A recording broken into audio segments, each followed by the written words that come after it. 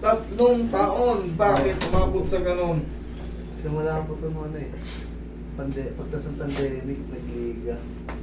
Tapos, yung una talaga, yung nangyari sa akin ko, una, parang nalalakad ko pa siya. Tapos nung pagka kinabukasan, hindi na ako makatayo talaga. Tapos mga tanghali na ako bago nakatayo. Kinabukasan, di ka na ano. Opo, tapos nung bago na, nag-quiz kasi ulit. Tapos nung gabi, nalaro ko pa ito eh. Bali dalawang laro na nag-trigger, nalaro ko na. Naunahan ka ng konti, tapos Opo. nilaro mo pa. Opo, nung Kinabukasan, ano nangyari? hindi na po ako makatayo. Hindi ka na makatayo, namagana ng tuluyan. Opo, namagana. Kasi pag nasa ano pa tayo, yung nasa laro, yung adrenaline rush, gumagana pa yan. Alam mo yung adrenaline, ay ibig sabihin nun, di ba pag nasusunugan tayo, Opo. yung mga malaking ano, nailalabas natin yan pagkasagsagan ano. Opo. Ganun din yan sa laro. Pag nasa in-game pa tayo, kaya pa yan, pero pagtapos mong maglaro, Oo, diba?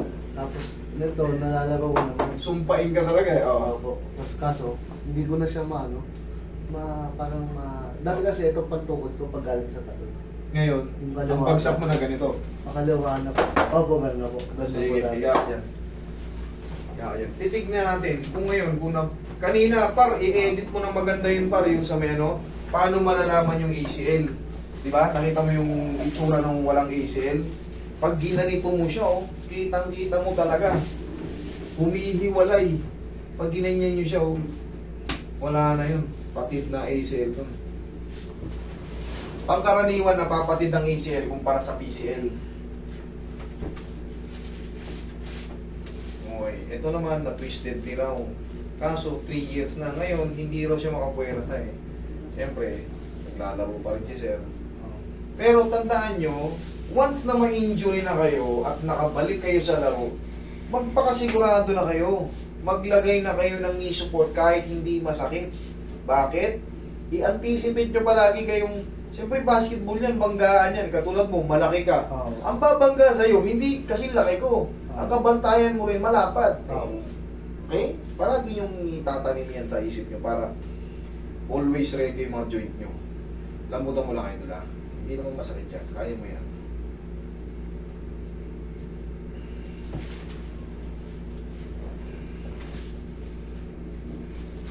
Sige, lambutan mo lang.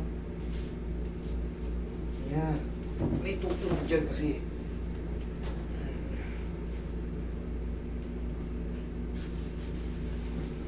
Okay, lambutan mo lang. Sige, laglag mo lang. Laglag mo lang. Hindi yan masakit. Sige, laglag mo lang. Isa pa. Isa pa.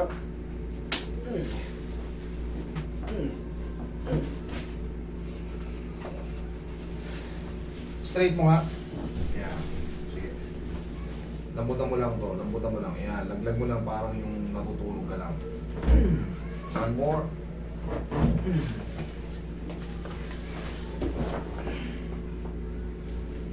Okay, lambutan mo lang.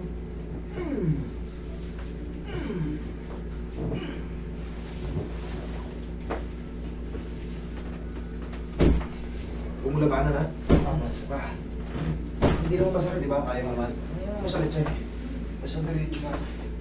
Basta huwag yung kukontrolin. Kasi mahirap. Mabigat yung next sir, malaki tao. Tapos naano din siya sa paa. Pag tuwing umaga, hindi ko maapak ng maayos. Alin dyan? Dalawa po. Dalawa? Oo. Alin doon ng, ano, saan banda siya? Pag ganito, pag ganito. Pag ano po pala.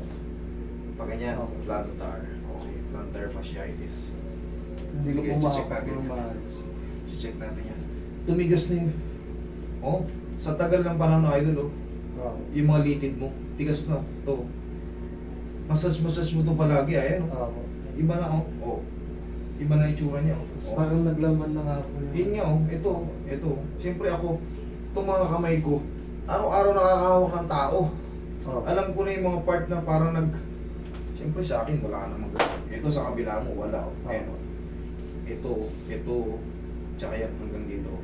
Pero tingin ano, palambutin natin kahit pa paano. Tapos i-araw-araw nyo lang itong kahit pa paano. Siyempre self-rehabilitation, parang exercise yung konti sa sarili nyo, i-stretch, Tapos, tulungan nyo rin ng haplos. Okay, ganito nyo. Kasi, merong pagkakataon na yung sinasabi natin yung pilay naglalaman. Pero yun ang tawag natin eh. May mga tumitigas siyang karne. Pero ito, hindi naman talaga to karne. Ang tawag dyan yung mga lamad. Sinasabi lang naglalaman, pero hindi naman talaga laman yun.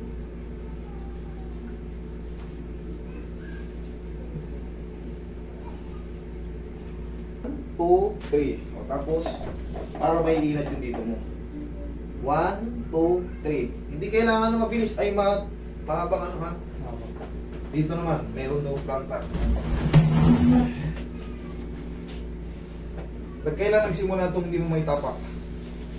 Halos kasabay din dun, sir. Kaso, Kaso minsan po nawawala po talaga. hindi to yung parang, yan, pag ganun, no? Opo. Pag ganun, Roy, penging ano.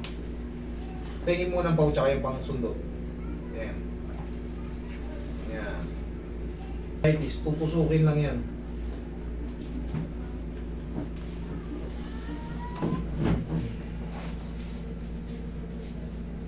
Huwag mo labanan.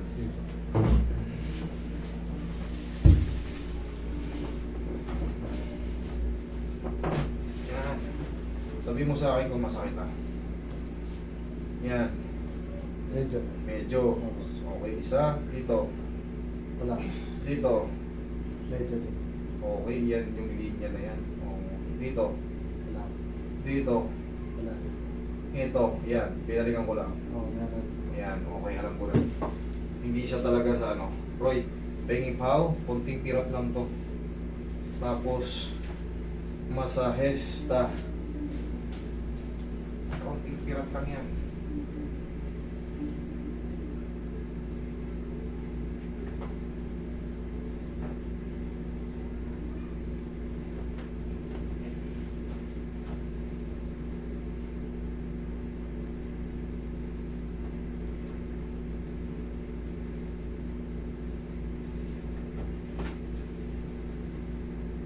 Dinudurog lang naman yun eh, yung mga sumasakit dyan sa yung mga plantar fasciitis natin. Kailangan lang yan. Durugin. Tapos, i-massage. Tapos, painitin nyo. Mamaya, ayos na yan. Dito naman tayo sa kabila. Dito. Yan. Ito. O, dito susunod sa baba. Yan yun. Meron dito. Opo. Sa triangle niya. Wala. Medyo lang po. Gitnang-gitna. Wala din. Dito sa taas. Wala. Sa gilid. Yan yun. Meron dito sa gilid. Dito sa ano? Sa babang baba. Wala. Yan ang boundary niya. Ito. Medyo lang. Medyo. Ayan. Ayan. Wala ganun din. Tingin pau. Kunting tiris lang. Hindi naman siya severe. Alam nyo kasi pag severe, aahon siya dyan. Kasi inuobserbahan ko rin yung mga movement nyo. Ito, kunti lang daw. Yung iba talaga, pag ginanyan, no? Pag dininan ko nito, halos malaglag dyan sa ano, sa board.